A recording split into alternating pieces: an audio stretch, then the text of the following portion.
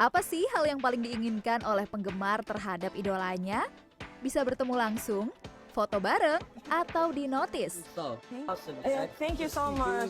Yap, hal-hal itulah yang sudah dialami oleh seorang penggemar sekaligus konten creator bernama Jennifer Wirawan alias JW. Dikenal sebagai fans K-pop yang totalitas, JW kerap membagikan konten mulai dari aktif menghadiri konser, fan meeting, hingga momen interaksi langsung dengan idol Korea. Beberapa konser yang pernah ia hadiri diantaranya Seventeen dan EXO, serta menghadiri berbagai event yang menampilkan NCT. Di kontennya itu, ia memperlihatkan bagaimana antusiasme seorang fans bisa membawanya lebih dekat dengan idol yang selama ini hanya terlihat di layar. Tak hanya pengalaman bertemu langsung, melalui kemampuannya bernyanyi, ia juga kerap membagikan video cover lagu dari artis-artis Korea. Dari situlah, kontennya kerap diketahui langsung dan dibagikan ulang oleh sang artis idola. JW juga konsisten membangun identitas sebagai K-pop entusias yang informatif sekaligus relatable. Ia tidak hanya membagikan foto atau video, tetapi juga cerita perjuangan mendapatkan akses, kesan pribadi setelah bertemu artis, hingga insight tentang bagaimana sebuah fan event berlangsung.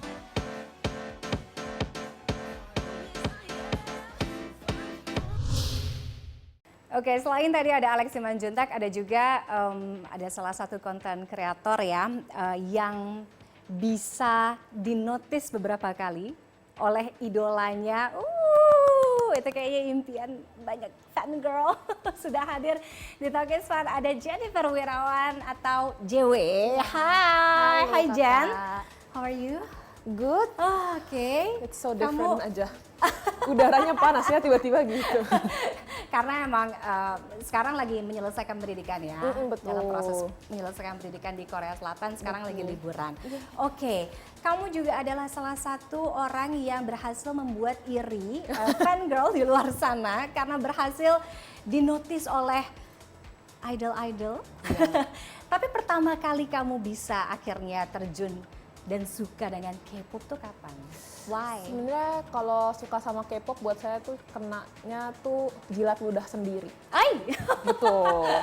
Oh tadinya apa itu? Saya benci K-pop? banget. Oh ya? Ya. Itu kapan? Itu waktu SD, saya tuh sebel banget sama K-pop. Karena saya suka anime dan J-pop gitu. Terus dulu ada satu tabloid yang isinya tuh semua tentang entertainment Asia.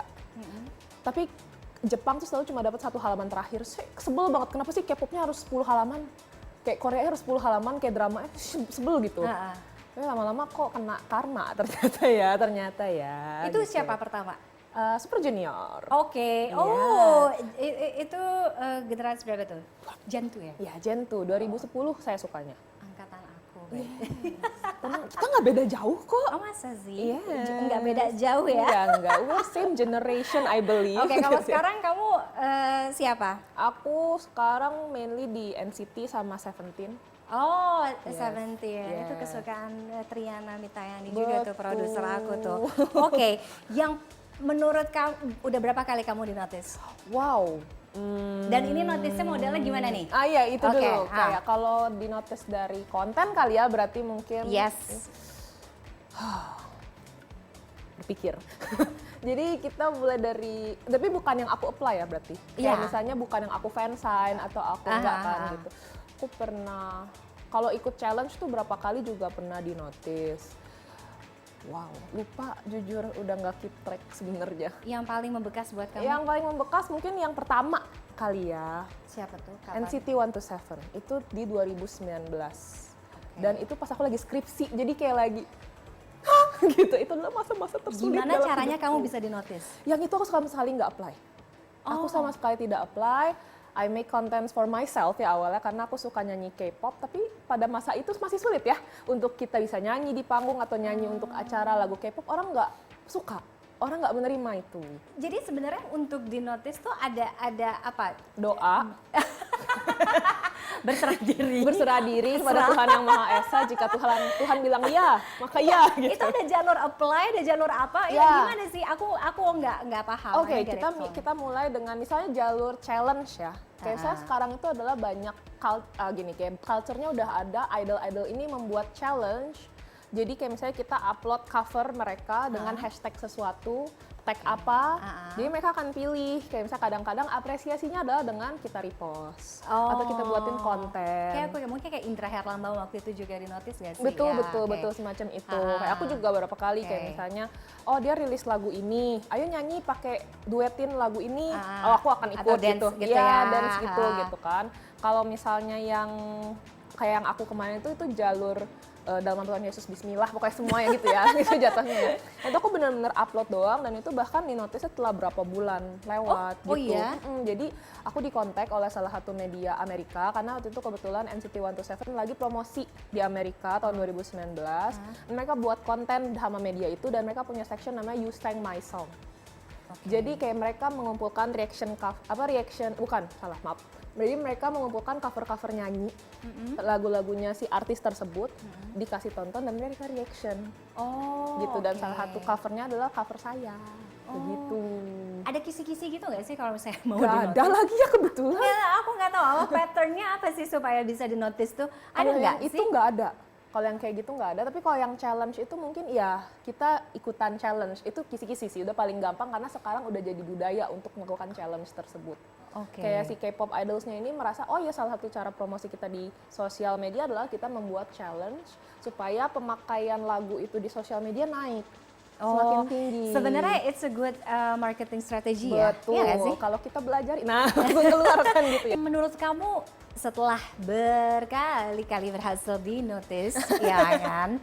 Apa sih keuntungan paling besar yang kamu rasakan selain kayak wah gitu kan?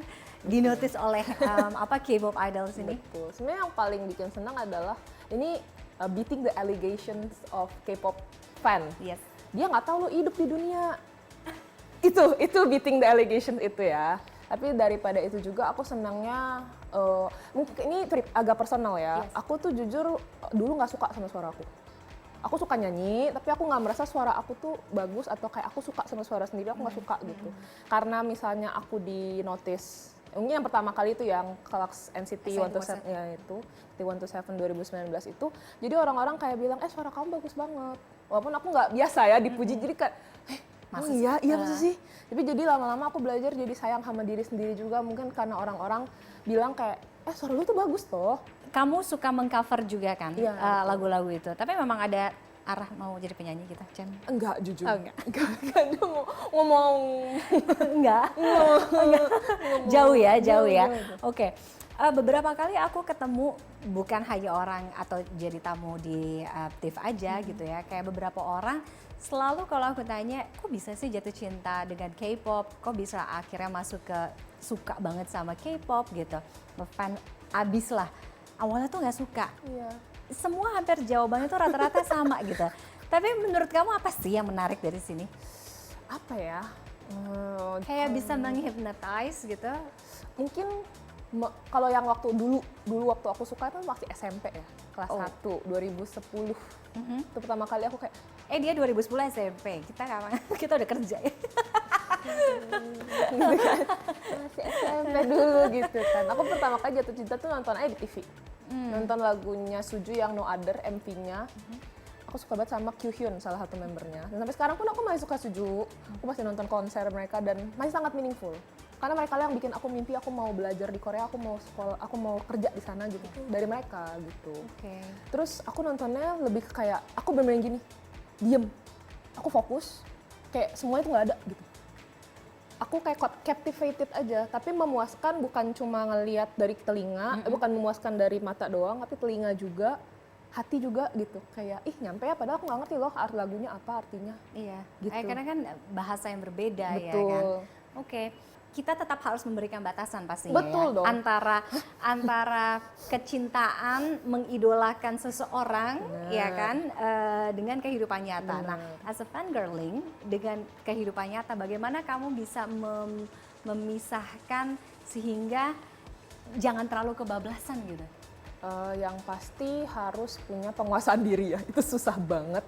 Dan aku merasanya kayak yang pertama adalah aku tetap melihat mereka sebagai idola.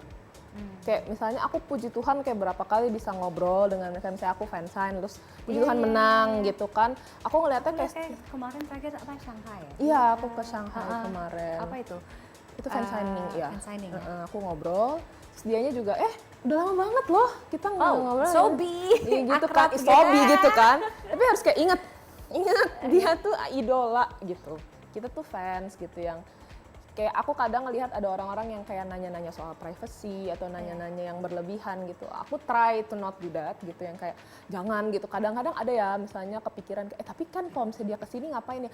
Jangan nggak boleh. Maksudnya kayak coba dipikir, emang lu mau digituin sama orang nggak kenal? Nah ini kan gitu. yang juga bisa jadi pelajaran buat kita kan. Betul. Aku ngelihat kemarin ketika Lisa ke Jakarta, ya kan, Alex tuh di salah satu story-nya bilang kayak kita harus jaga privasinya dia, nggak men-spill, nggak merekam, memvideokan, kalaupun iya itu buat diri sendiri, tidak dibagikan gitu. Nah itu yang juga harus kita tahu gitu. Gimana tuh Jen? Lebih ke satu privasinya orang Korea tuh, kita di jalan aja kita fotoin orang gitu nggak boleh. That's why kita kalau ngelihat di misalkan YouTube atau apa kan di blur kan. Semua betul. Even manajernya si artis aja, di konten artis semua di blur. Iya. Padahal kata fansnya gue juga tahu muka dia, orang kalau misalnya gue ketemu ada lagi dia gitu kan manajernya.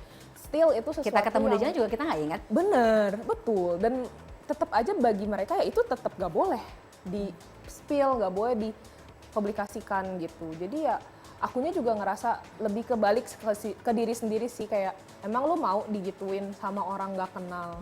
Gimana juga walaupun dia kenal kita sebagai fans, ya maksudnya kayak yang kemarin ada beberapa idol yang ngeliat aku kayak lihat, oh gue tahu ketemu nih lagi ya, gitu ya, udah lama nih gitu. Gak beberapa sih, kayak cuma satu deh, dia doang deh, si Mark doang gitu.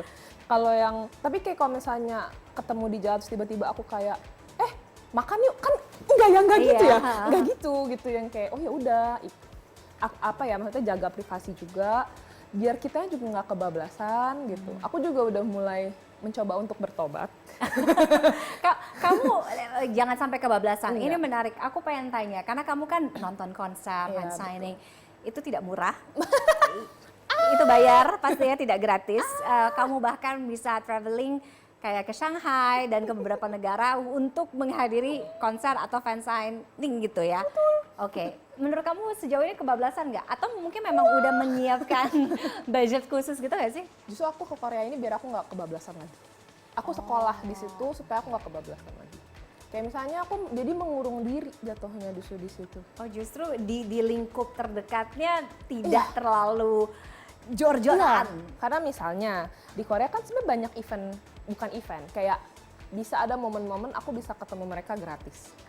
Misalnya mereka ada acara di X, acara di Y, yang kayak misalnya mereka akan datang nih ke pop up Songsu, dan itu biasa dikasih di kalender artisnya, dikasih tahu tanggal sekian mereka mau ke pop up ini, dan ada gitu misalnya COS RX kemarin brand salah satu, terus abis itu Marknya datang sebagai BA, bisa dilihat gratis. Kebetulan itu dekat rumah ya, jadi saya pergi dan saya lagi libur. Ketika berapa kali itu terjadi waktu aku lagi kelas. Soalnya aku milih untuk ke situ walaupun gratis ya. Terus ingetnya gini, sekolah mahal gitu. Terus bayar sendiri, diem, Itu yang bikin gitu. nahan diri ya? Iya. Oke. Terus aku sengaja nggak mau tinggal di daerah yang akses ke airportnya gampang. Oh, karena itu adalah pusat berkumpulnya untuk menyambut dan Ya, gitu ya. betul. Karena itu tuh kita bahkan lihat dari media yang mereka live gitu, mereka akan kayak mulai live nih kedatangan ini di airport sekian, airport ini gitu. Terus mereka udah live. Jadi kita bisa tahu itu di mana. Itu sejam sebelum. Jadi kalau kita sampai situ tuh bisa. Oke.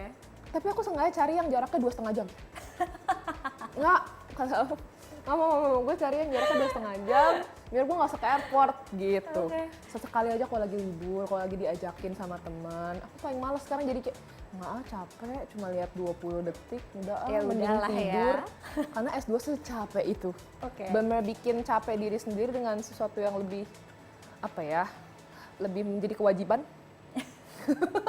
Oke, akan lebih banyak pastinya mungkin bisa dinotis, bisa ketemu langsung dengan idolnya. Amin. Tapi karena jauh-jauh dari Korea ke sini, coba boleh dong dibagiin nyanyi sedikit aja dari idol yang pernah notice kamu. Yang paling terakhir kali ya, jadi Siapa tuh? terakhir aku di notice unit barunya Seventeen, namanya DKSK, Dokyeom dan Seungkwan. Mereka bikin unit, judul lagunya tuh Blue. Nah ini mereka tuh bikin duet yuk sama kita, gitu. Oke, Aku coba duet bikin, sama kameranya, gitu. kita pengen dengar. Halo, jadi judul lagunya Blue. Tolong didengerin ya, lagunya bagus. Iya gitu. Ini dikit.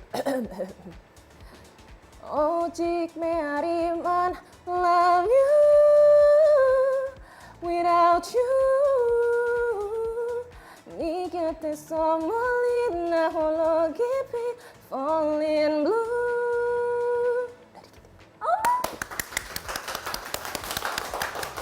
Ya, aku suka. Kita semua tidak mengerti bahasa, tapi kita sangat menikmatinya. Apalagi kalau artis sendiri yang nyanyi ya. Betul. Thank you for coming, Jen. Thank you so Sukses much. untuk studinya. Sukses juga untuk fangirlingnya. Terima kasih. Kita tunggu konten-konten yang membuat kita iris. Ya. Nanti mudah-mudahan bisa nular ke Amin, penonton amin, Talk is amin, Fun amin, ya. amin. Thank you sekali lagi. Terima kasih. Dan usai jeda Talk is Fun masih akan kembali. Pastikan Anda tetap bersama kami.